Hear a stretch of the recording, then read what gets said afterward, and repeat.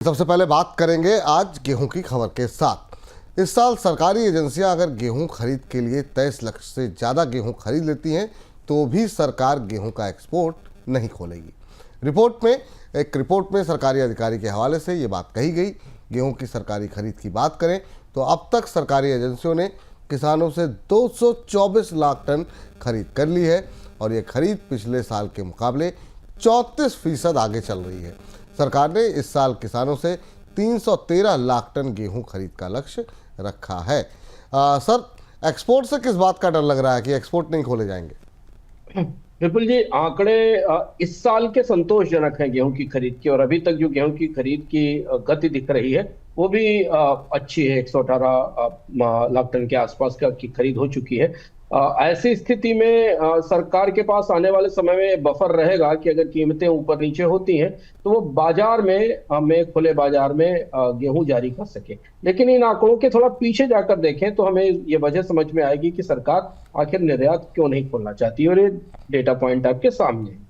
अगर गेहूं की मौजूदा खरीद देखें तो 118 लाख टन है। पिछले साल की तुलना में ये बेहतर है, क्योंकि पिछले 2 साल गेहूं की खरीद के हिसाब से 100 लाख टन के नीचे के थे, 83 और 75 लाख टन।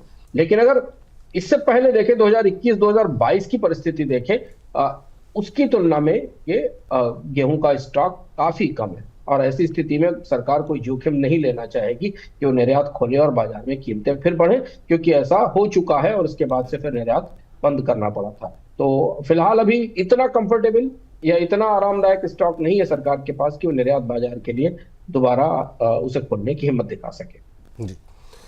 इस बीच बीमा सेक्टर में 100% प्रत्यक्ष विदेशी निवेश खोलने के लिए कानून में बदलाव का बिल मानसून सत्र में पेश होने की संभावना है।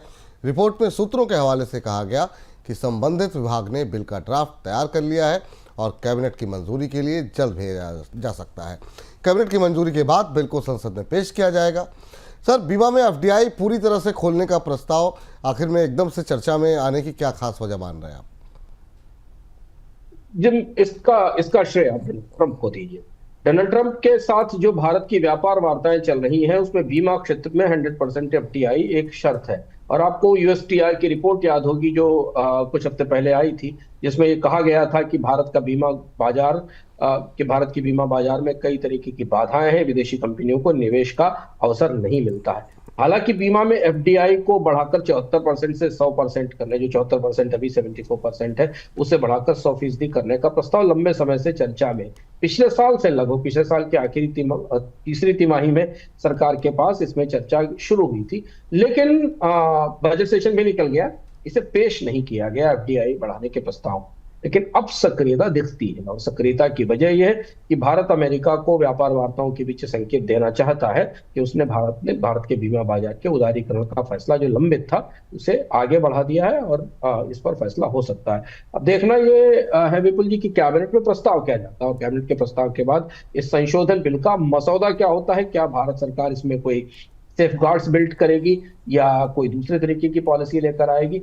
क्योंकि आपको याद होगा यूएसटीआर ने अपनी रिपोर्ट में सिर्फ भारत के बीमा बाजार में बाधाओं की बात ही नहीं की थी, बल्कि एलआईसी का भी जिक्र किया था, और एक कहा था कि एलआईसी एक सरकारी कंपनी है, सरकार इसे प्रोत्साहन देती है, और जिस वजह से निजी बीमा कंपनियों के साथ गैर बराबरी वाली प्रतिस्पर्धा दिखती है, और एलआईसी की बड़ी ताकत के कारण निजी बीमा कंपनियां बाजार में सफल नहीं हो पाती। जी।